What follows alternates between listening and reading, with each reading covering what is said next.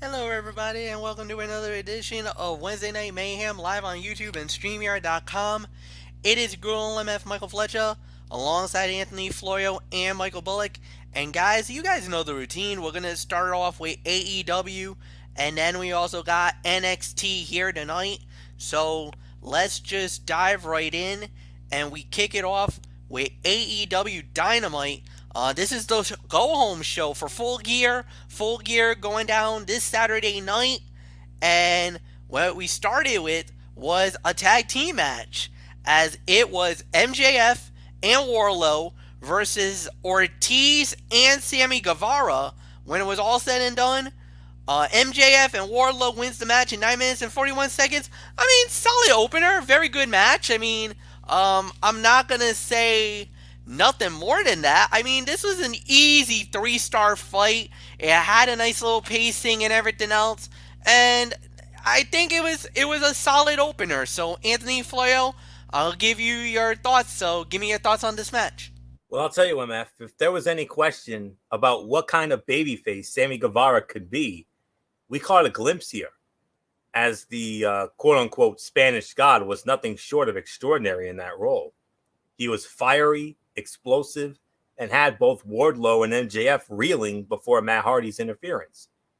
MJF scoring the win was the right decision, as he had to build momentum ahead of Saturday night, and his attack on Chris Jericho was even better, as it allowed him to answer Le Champion's critiques emphatically. Their match Saturday night at Full Gear may not have the flash of others, but it has two enormous personalities, two great heels, and a ton of potential to captivate in ways those with flashier offenses will not. A hot start to this week's show for sure. Solid 3 stars. I 100% agree with MF's rating, so nothing more to say. Michael Bullock, your thoughts?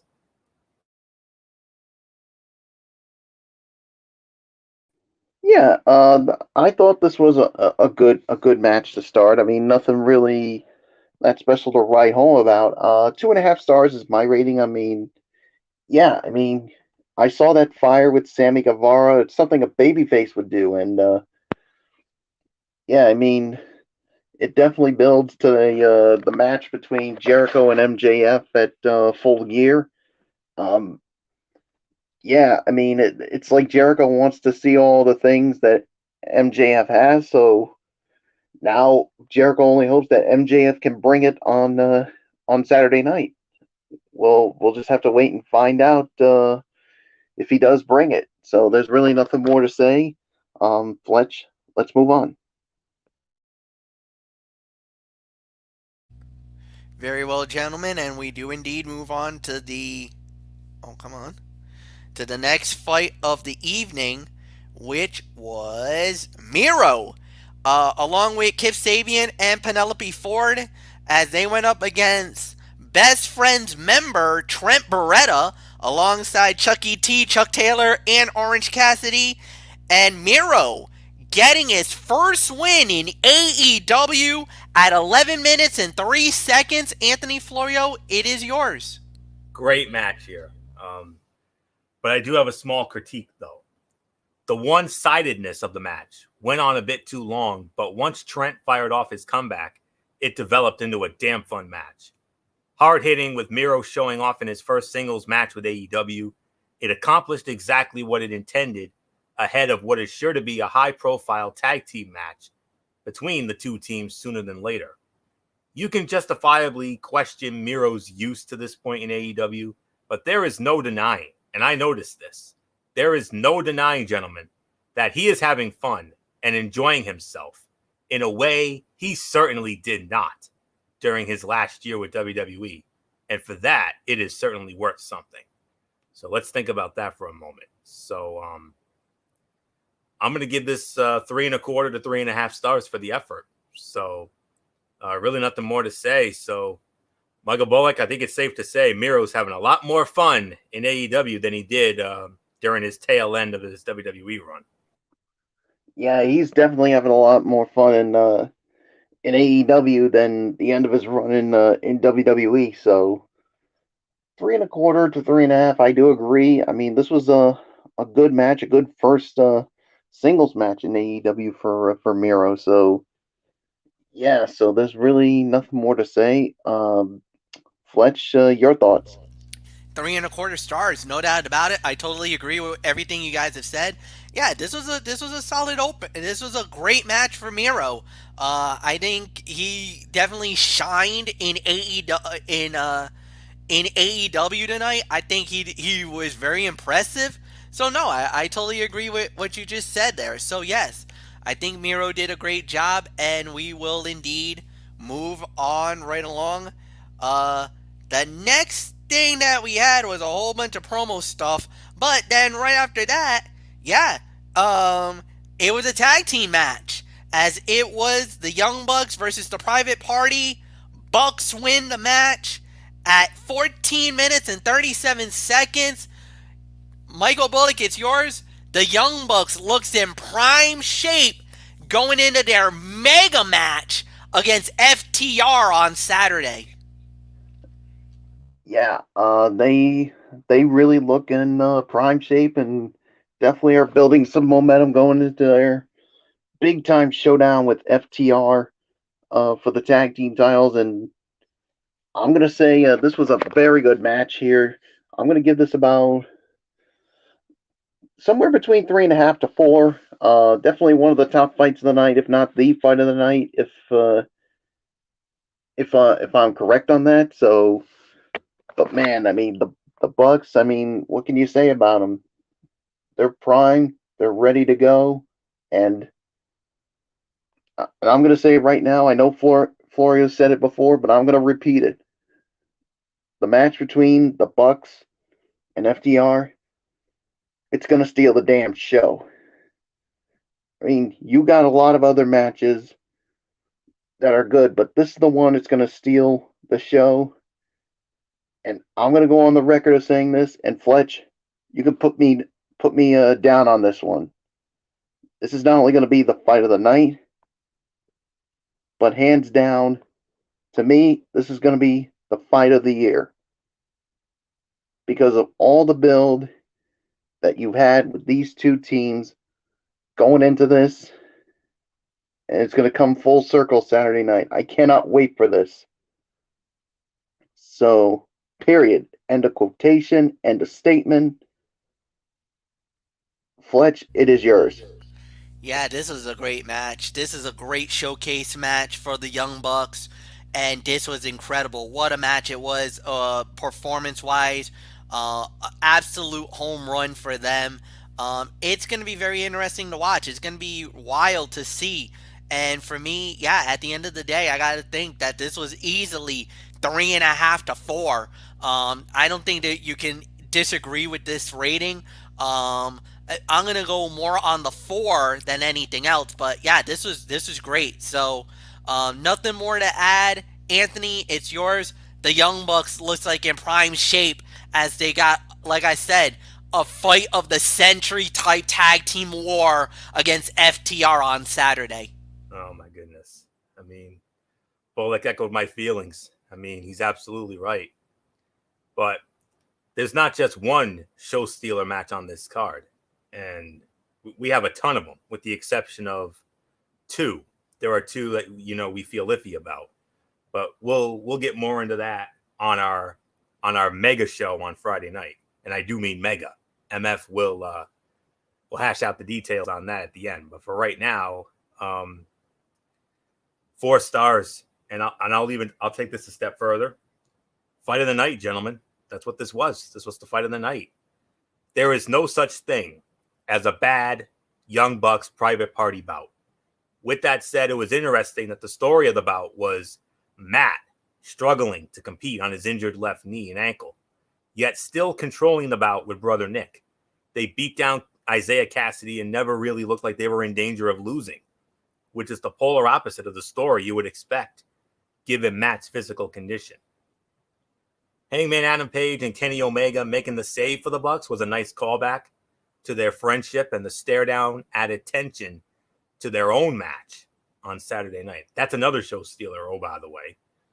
A good segment that added intensity and intrigue to what might be the best match on the entire, no, not might be, will be the best match on the entire full year card, even though there are several potential show stealers on this, as I said on this show a week ago. So there's nothing more to say. Solid 4 stars. This easily was the fight of the night. No ifs, ands, or buts about it. So nothing more to say. MF, let's move on.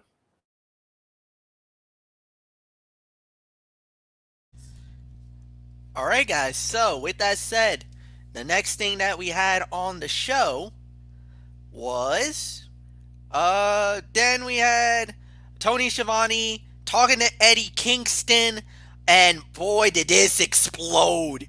Eddie Kingston and Jon Moxley, what a promo that was. Promo of the night. Nyla Rose versus Red Velvet. Nyla Rose wins in the minute 57. We're not even talking about that. Forget it. Then we had basically Cody Rhodes, Billy, and Austin Gunn, and they went up against Dark Order, the Dark Order, John Silver, Colt Cabana, and number 10. When it was all said and done, the Guns Club and Cody wins the match in 9 minutes and 10 seconds. All right, I mean this was a solid match, and actually this was the main event of the evening too.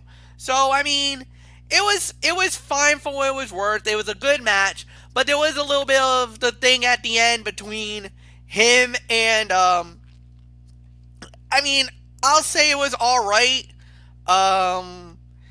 I could say this was about maybe 2.5, 3 stars. I mean, the match was just there. I think they could have gone with a stronger main event. I think they kind of left us with a somewhat of a bitter taste in the mouth.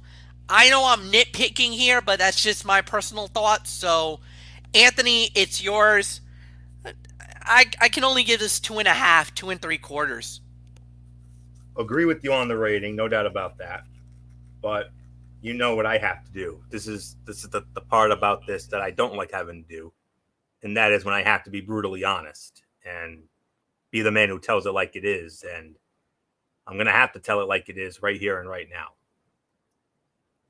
There was absolutely no reason for this to be the main event of the show. It would have been better served kicking off the show. Hell, it would have been even better headlining AEW Dark, for goodness sakes, rather than in the main event of the go-home show to Full Gear. The Young Bucks versus Private Party bout would have been a much more effective main event. That's just how I feel. That AEW waited so long to put any sort of heat whatsoever on the Cody, Darby Allin TNT title bout doesn't help either. A rather flat conclusion to a show that was otherwise fairly good. But there was a positive that came out of this. This was the first time that I've ever seen Billy Gunn's son, Austin Gunn, work a match. And I'll tell you, I like what I saw. And he was the one who ended up winning the match for his team. So credit to you, young man. I mean, that kid could be a future star if they, groom him properly and, give him the proper amount of seasoning and all that. You do all that, that kid could be a star someday. Late years down the road, that kid could be a star. But I was very impressed with seeing him work. I mean, Billy Gunn, he still got it. I mean, definitely marked out a bit when I saw the Famouser. I mean, the originator of the Famouser, unlike that other guy on SmackDown, the guy that Bullock and I affectionately call Big Girl Panties, but that's another story. But, it is what it is. So 2.5 to 3, I agree with the rating, but this match had no business being the main event. I mean, it had no purpose. But what happened at the end, though, that fiery promo that Cody cut, that was great. I very much loved that. And I hate that they waited so long to hype up Cody and Darby, but then again, it didn't really need all the hype because those two can put on a show stealer of a match as well. So nothing more to say. 2.5 to 3. So Michael Bullock, this really should not have been the main event. Young Bucks Private Party, that would have been the better main event for me. Yeah, it was a good match, no doubt about it, but I agree. This definitely should not have been the main event. To me, the Young Bucks and Private Party should have been the main event. hands down. I mean, it would have been good as a main event on Dark or any other show, but the go home show to Full Gear, I'm sorry, that just rubs me the wrong way. I mean, that's the only criticism I have from this show tonight. But yeah, the promo by Cody was pretty damn good, and it definitely adds some build going into that TNT title match between uh, Darby Allin and Cody, even though they don't really need any hype whatsoever. So yeah, there's really nothing more to say. 2.5 is my rating. A, a a good way to close the show. So there's really nothing more to say. Let's just move on, Fletch. All right, overall thoughts. Like you said, I kind of felt like AEW was going to a really good place. They really were doing a great job talking about Full Gear. I was thoroughly interested for most of the night until there was a lot of misses. The Nyla Rose match against Red Velvet didn't need that. The main event was horrific. I mean, that is the AEW is so good in certain areas. They're so good, working things, making things great, the whole 9 yards. They literally screwed the pooch on this. This was the biggest mistake they made. The main event itself was a huge swing and a miss. That is one thing that AEW is going to have to work on. And that's the thing. It was a good show. 7 out of 10. But what really hurt the show tonight, and I think we're going to agree with this, the card placement of the matches. This is one of the rare times that AEW got it wrong. They made a mistake. And as much as it was a good show, I don't think it hurts them in the long term, but they gotta be very careful because a mistake like that could cost you huge down the line. Last week you got your butts kicked by NXT because of Halloween Havoc. Don't make that mistake again, boys. That's all I'm going to say. We'll let you live tonight because it was a good show. We could have easily pile drove you right through a table tonight if this would have gone wrong. You're very lucky. Florio, it's yours. Do you have a rating, a number, MF? I said 7 out of 10. You didn't hear me? 7. Oh, well, I was sidetracked, but Okay. But anyways, 7 teetering on 7.5. How's that? I think that's the rating I'm gonna go with here. However, there is one thing that I do want to address, and that is the segment with Eddie Kingston and John Moxley. Wow. Man, that was something. I mean, that was easily the segment of the night. I mean,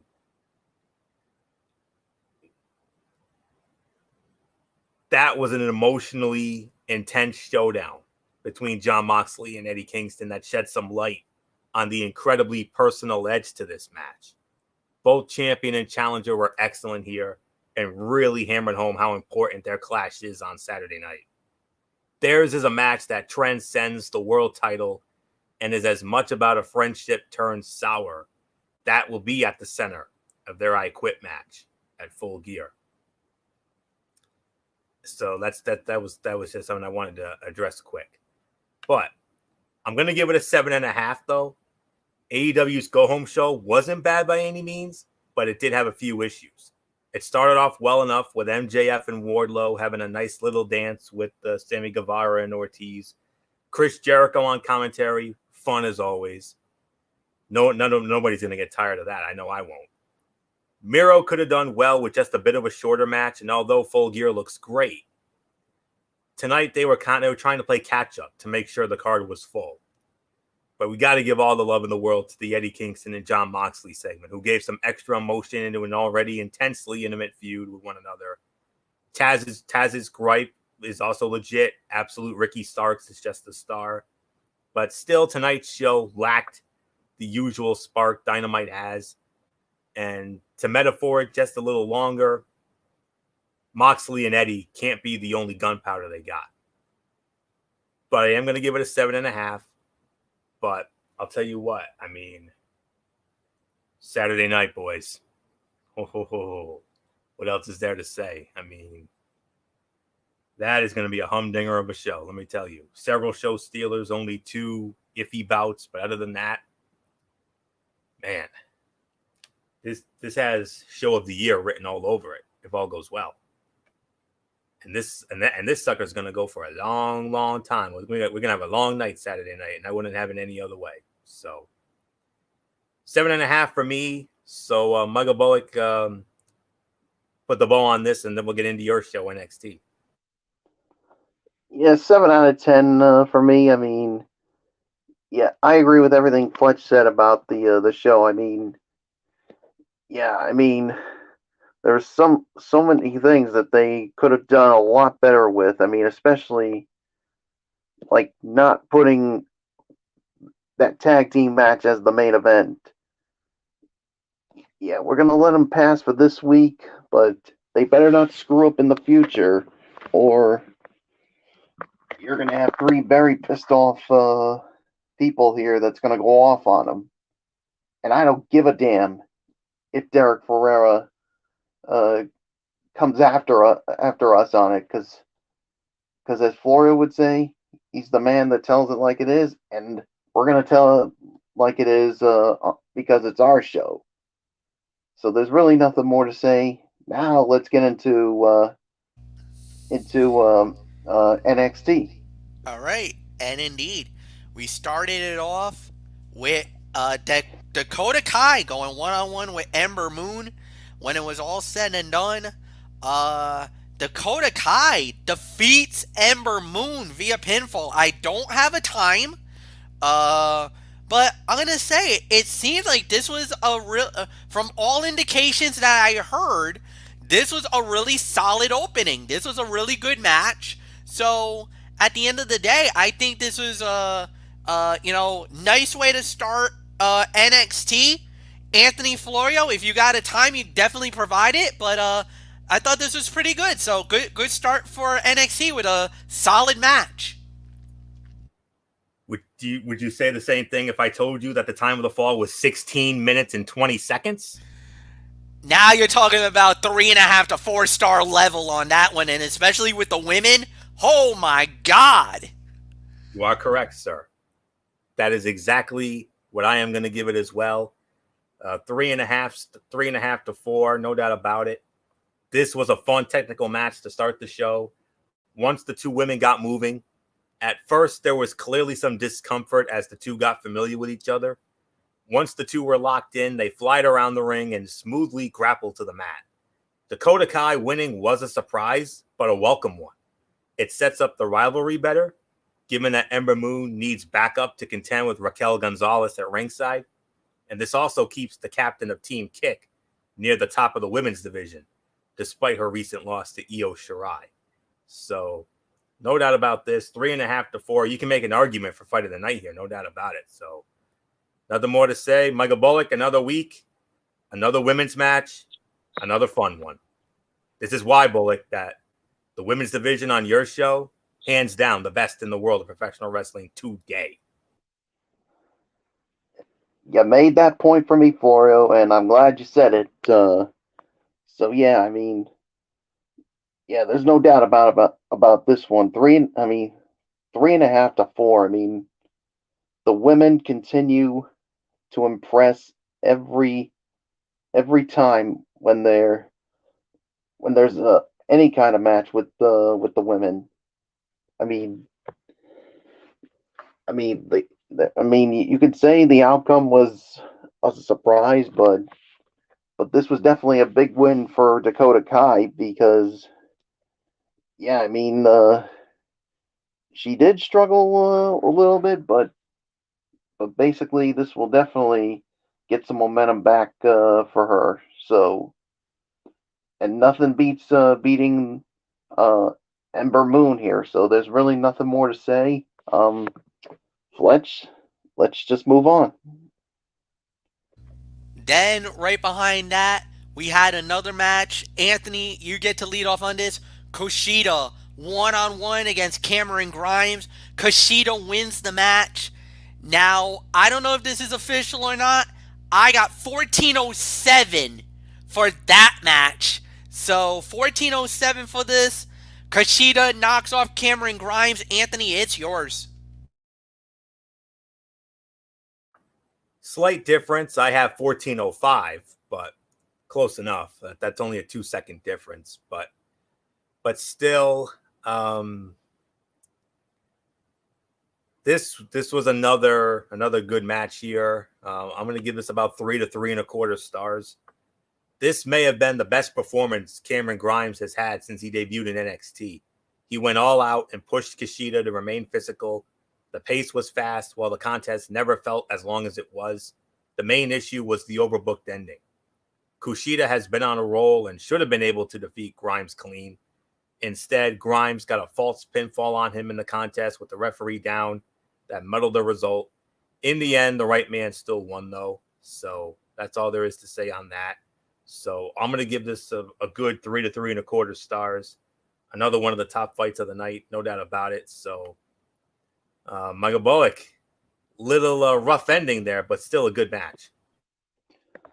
Yeah, you could say this was definitely a rough ending, but the match was still good for what it was and the amount of time it did get. So, yeah, I mean, I'm despite the ending, I mean, I actually enjoyed it. So, 3.25 stars. So there's really nothing more to say. Fletch, it's yours.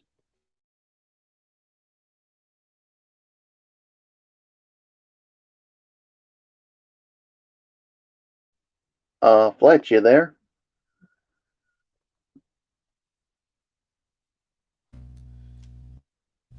Yeah, I mean, it's been good. It was solid. I thought it was I mean, it could have been. It was excellent, as a matter of fact. I mean, another 3.5 star match, no doubt about it. I'm not gonna go much more than that. Next up, we had was Killian Dane and Drake Maverick versus Everrise. Fight gets thrown out. No contest. 3 minutes 58 seconds. That's an automatic pass. We're not even going there. Then, well, okay, here we go. We started off another promo segment. Hour number 2 starts with Pat McAfee and the boys, Oni Lorcan, Danny Burch, Pete Dunne, and boy, did they make a statement. They burned the flag of Undisputed Era. They lit that sucker up and they threw it in a dumpster, and the dumpster was burning. Whoa, whoa, whoa, whoa. This is personal, boys. This just got real. Mike Bullock, I know this had you seething every fiber of your being because, boy, they went there and then some. They ripped a few. They took a good little shot at UE, and yeah, it's all yours, my friend. Yeah. So, that happened. Yeah. Uh, yeah. All I can say is, boys, this just got personal. This just got real. And all I can say is to you, Pat McAfee, as the late Gorilla Monsoon would say, don't start something that you can't finish because because the un, the undisputed era is coming back, and when they do, they're gonna get their filthy hands on you, and I'm gonna enjoy every bit of it because nobody deserves it more than you do. And for ooh, all the despicable things you said about my show and what you said about the fans, yeah, you you literally rubbed me the wrong way, you asshole. And I really hope that Undisputed Era beats the holy hell out of you. And you think you're the best things in sliced bread? Well, let's just say, I mean, you never had success, so much success in the NFL, so you decide to come and to NXT and try to prove yourself big? Huh. Give me a freaking break, you piece of you know what. But all in all, this was a great segment. Um, all, all I can say is, Fletch, this just got real. It's personal now. And you know what? I don't know if it's because of the rivalry between Adam Cole and Pat McAfee. I don't know if it was from the interview on the Pat McAfee show that you guys can actually watch exclusively on Sirius XM radio now. Um I don't know. It's really taken a whole it's more personal than ever before.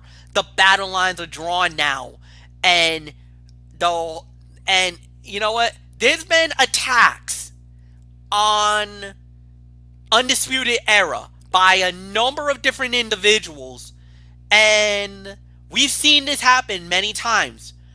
I don't think we've ever seen a more personal, a more vibrant, a more calculated attack on these four individuals than what Pat McAfee and his crew is doing right now. For the brand, maybe. But my goodness, I've seen Undisputed Era being normally, they're the ones that normally infiltrates, goes on the offensive, and everything else. This time around, it is the other way around. I've never seen Undisputed Era get attacked in the way that it's been, the way that it's happening.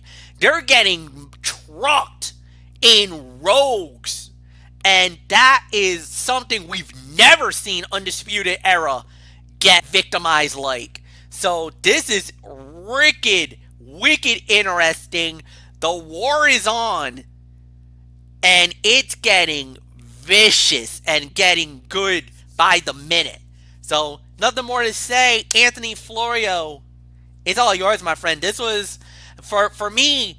This was calculated and a great heel promo. And you're looking at the heel commentator of the group, at least when MF runs the show here. And in the immortal words of Jesse the Body Ventura, brilliant is the word that comes to mind. Pat McAfee is a good promo and ridiculously over the top in a good way, and this explanation was great. The Kings of NXT had clear reasons to turn against the Undisputed Era. The amplified and piped in boos were too much, though, taking away from the moment as it was hard to hear what was being said at times.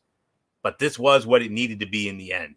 The Kings of Wrestling have immediate rivals in Drake Maverick and Killian Dane, while Undisputed Era remain out of action. Pat McAfee and his crew established their understandable grudge against the entire group. The War Games match to come not should be phenomenal, will be phenomenal. There's no question about that. I think we can book that for Sunday night, December the 6th, a month away. So really nothing more to say on this. This was the segment of the night, MF. I mean, I know Bullock hates Pat McAfee with every fiber of his being, and that just shows you he's doing his job. He's doing his job correctly. Absolutely. Being that heel, I mean, he is such a good heel that he has Bullock not only hating on him, but absolutely going after him like he was public enemy number one. Yep. That's perfect. No, that's exact. I'm gonna say it like this. This is similar to the Bailey thing in SmackDown. This is Oh similar yeah, to Bailey. We know how much Michael Bullock despises her right now, but and that's Lame Duck, along with Lame Duck Man, and also King yep, Corbin as well. yep, exactly. Whenever you're a good heel, that's exactly what you want. You want that nuclear heat. You want people to be, to fire off at you. McAfee's doing it. McAfee is doing it. Well done. All right, next up, we had was Tony Storm going one-on-one with the lovely Shotzi Blackheart. When it was all said and done, Tony Storm wins the match in 9 minutes and 55 seconds. I'm going to say this. This was a solid fight. And I get it. A lot of people's like, man, that's a tough loss. I mean, no. Look, Shotzi is still young. She still is a work in progress. Tony Storm is established. Tony Storm is a really good wrestler.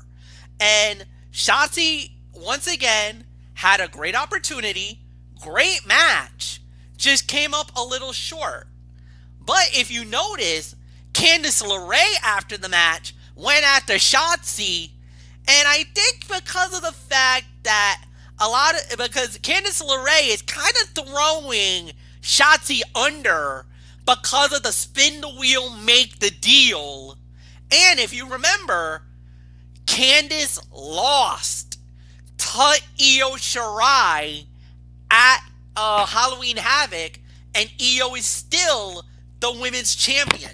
So I think that's the one big problem that she's got right now, and she's really a little bitter about it. We'll see how that plays out, but it all could go one way or another. It's still a lot to talk about. To me, this was a solid 3-star match. Solid 3, nothing more to add. Anthony, Shotzi was good, but it's Tony Storm, one of the best, especially from NXT UK, and she's been a shining star. She shined pretty well here tonight. Time of the fall on my end was 13 minutes and 49 seconds. That's what I had. That probably includes commercials, I'm sure. But, It has to, because according to this, I got 9 minutes and 55 seconds of on-air time. On-air time, yes. Yep, obviously with the commercial thrown in. But I'm still going to give it 3.25 stars for the effort. While Shotzi Blackheart got a little too reckless in this match, Tony Storm kept the contest moving throughout. The disappearance of the tank framed the story well as the underdog went after Storm throughout. It was interesting that Storm leaned into the heel role despite not taking the tank. This continued the rivalry between Shotzi Blackheart and Candice LeRae, but Tony Storm also got some unique development. She intentionally took advantage of a vulnerable performer who showed her respect by asking for this match. It will be exciting to see whether she embraces a darker persona soon. Candice LeRae has fully accepted her heel role, and it is brilliant. A silly prop was destroyed, but both LeRae and Blackheart sold it beautifully. This was the next level the Poison Pixie needed to get to in order to thrive in NXT. So another very good women's match. But then again, what do you expect from the best women's division in wrestling today? So nothing more to say on this. 3.25 stars for me. Not as good as Dakota Kai and Ember Moon, but it would have been if not for that little ending there. But nonetheless, though, Michael Bullock, another women's match, and another good one. Even with this one having a rough ending. 3.25 stars for me. Yeah, 3.25 stars for me as well, Florio. I mean, this was definitely, a good match. I mean, yeah, say what you want about the what happened near the end, but this is why we said that the NXT Women's division is the best division in professional wrestling right now, and they're showing you why. So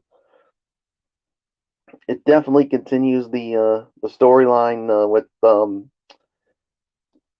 Shotzi and Candice LeRae, and and if, and if I know Fletch somewhere he was smiling when that tank got destroyed by Candice LeRae.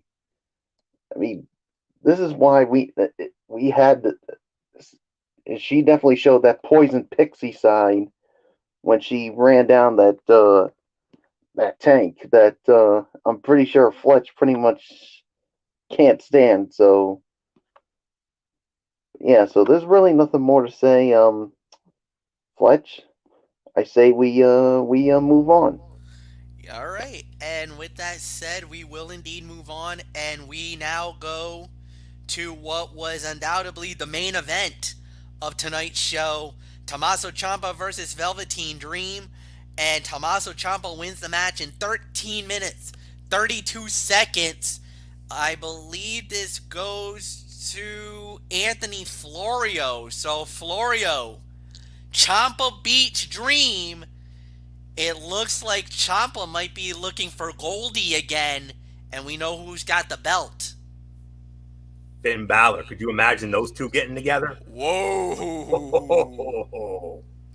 Show stealer. That's all there is to say on that. That's got 5 written all over it very, very easily if they decide to go that route. But we'll have to wait and see. But 13 minutes, 33 seconds, the time of the fall I have on my end. I'm going to give it a solid 3 stars for the effort. I mean, this was an interesting match that did not nearly hit the highs of their NXT TakeOver clash from a couple years ago. That was easily 4.5 to 5, the one they had for the title. The story was harder to get interested in given the awkwardness with Dream's current situation. He and Dream seemed to be heels, so it was difficult to figure out who to root for. If Ciampa was the babyface, he should not have been going after the injured arm of Dream with such malice. If Dream was the face, he did not do a great job playing vulnerable. The athleticism was high throughout, but the storytelling was underwhelming. This match especially was hurt by the amplified chants, which did not feel genuine at all. Big matches like this need to be great to earn the fake WWE reactions. So I'm going to give this a solid 3 stars for the effort. So nothing more to say. Michael Bullock, your thoughts? Yeah, I'll give it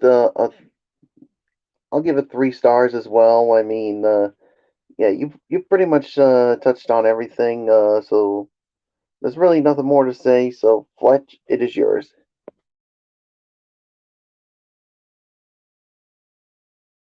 Yeah, solid, no doubt about it. This was a good main event. 3 stars. You absolutely nailed it, guys. Um, there's really nothing more to add. I think Tommaso Ciampa has easily affirmed himself as the next challenger for Finn Balor's NXT title. This is going to be interesting to see. We'll find out soon enough. Last thoughts. We'll do it like this. I'll lead off. Anthony goes second. We'll let Mr. NXT close the show on this. So, with that said, first thought, solid show. Good event. There was maybe one bad thing about this show, but there wasn't really anything truly bad about this. 7.5 to 8 out of 10 for me. I'm leaning more on the 8 than the 7.5. I thought this was a solid show. I gotta say, tonight, NXT wins. I got NXT knocking off AEW tonight. Just on the quality of show with everything that was played out. I liked it. I enjoyed it. Anthony, 8 out of 10 for me. I think we can ease. I want to call for an NXT victory tonight. And that would make 2 in a row. And to quote one of the great quotes from one of my favorite movies, Major League, that's something. That's a little something called a winning streak. And yeah, NXT is on a little something called a winning streak. And I know Michael Bullock will take it any way he can get it.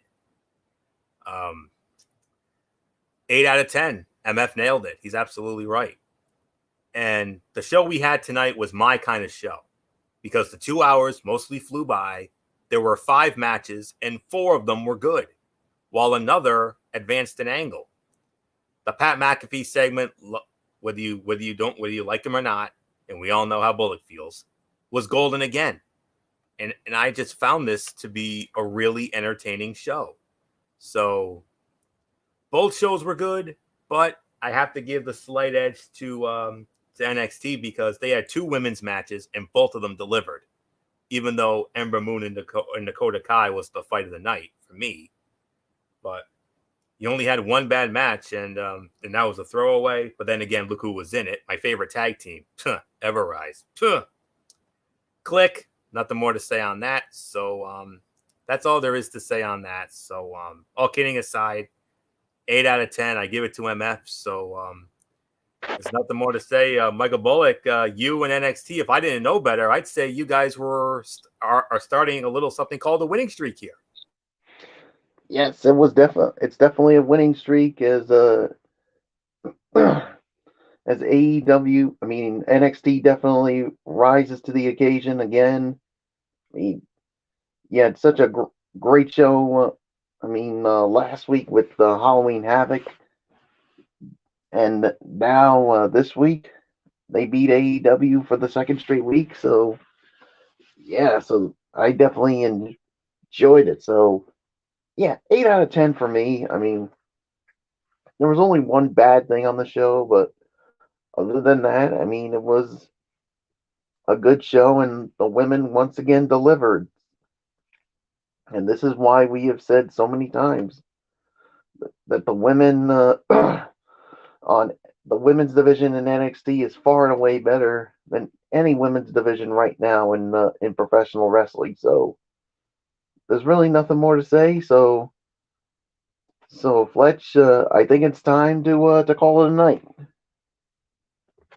We will indeed call it a night, and boy, do we got a docket coming up in the next few days, boys. So, tomorrow night is College Football Thursday, as always, hosted by Anthony Florio, and we got some big ones. Notre Dame and Clemson, Florida and Georgia, Boise and BYU, and we also got a new conference coming into the party. The Pac-12 joins the fray, and now and here we go, guys. The Major 5, the Power 5 is united in college football. Let the real fun begin, boys. 18 games on the docket. When it's all said and done, Friday, a very special edition of Cerebral Smack Talk. We got SmackDown Live. We got AEW Full Gear and a rapid fire NFL action. That's right. We're going to throw some NFL in there. We're going to preview all the games. However, we're not going to go in full depth. We're not going to go in depth. Floyo will give us the schematics, but we're going to go rapid fire on you guys. So get ready for that. Saturday, no show because with Full Gear and knowing how that goes, it's going to be a long night. And then we do everything all over again on Monday. So Monday with Ridiculously Raw again, Anthony Floyo will get to host. And that will be it, guys. So for Anthony Floyo, for Michael Bullock, I'm Michael Fletcher saying so long, everybody. We'll see you tomorrow night.